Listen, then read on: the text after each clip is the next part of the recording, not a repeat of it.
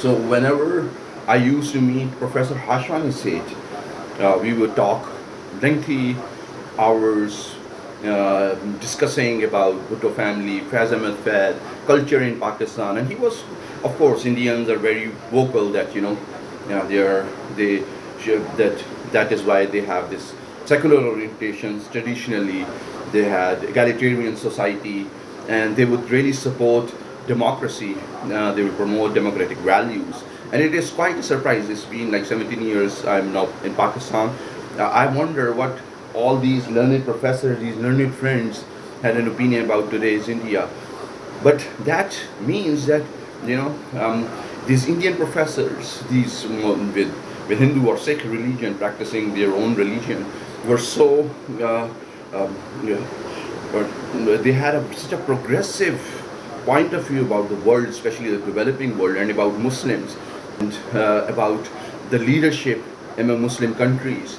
Uh, that one wonders that there is another possibility which contradicts what I've been saying. It is in reality Indians and even Indian establishment thinks Pakistan and uh, India are kind of equals.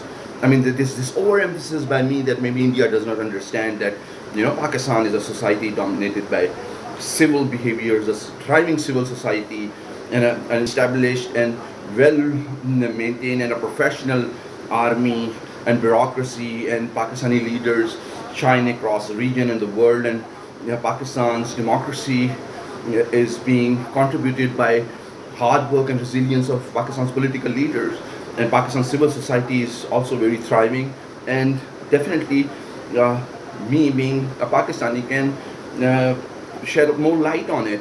For example, if it is kind of interesting to then establish the fact that Islamic values, Islamic culture is one of the best outcomes of subcontinent India, as well as Islamic civilization is represented through the notions of one of the greatest civilizations ever in human history.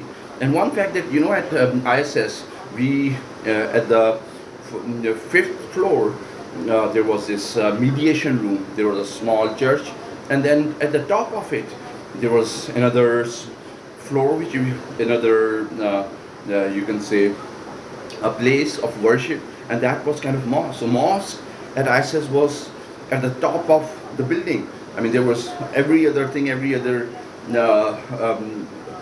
you can say activity would be done below the height of that mosque. Or it represented respect, and of course, Quran Sharif was there. So it is interesting. You can imagine we sometimes make different perceptions. It might not be true. And while having said this, now I'm wondering what is this? What India intends to achieve through these hostilities? I mean, of course, at I mean, it appears to be that India might be having a strategy, especially the Modi government, that Ajit Dogal's hostile actions, where there was hostile drones were flying over Lahore, on the skies of Lahore and Rawalpindi.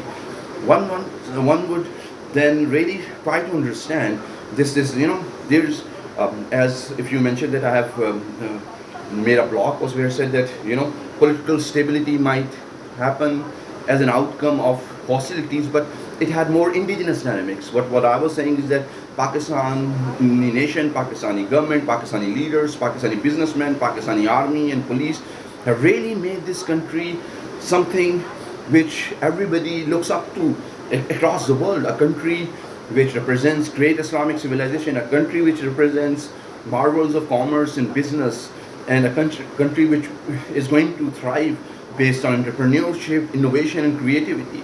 A country where cultural expressions are promoted for more than a decade now.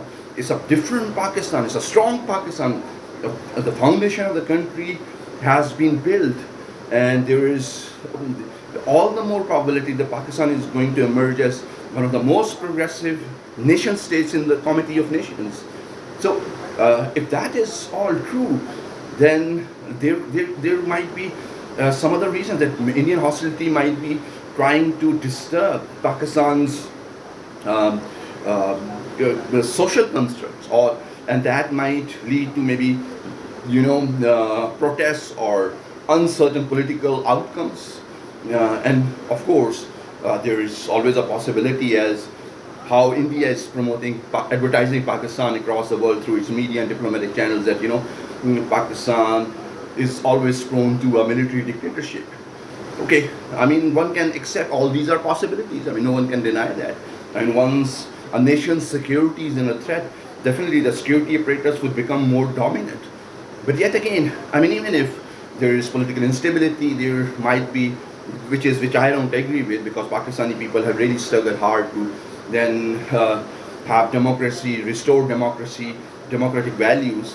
But yes, Pakistani resilience is this problem, this Indian hostility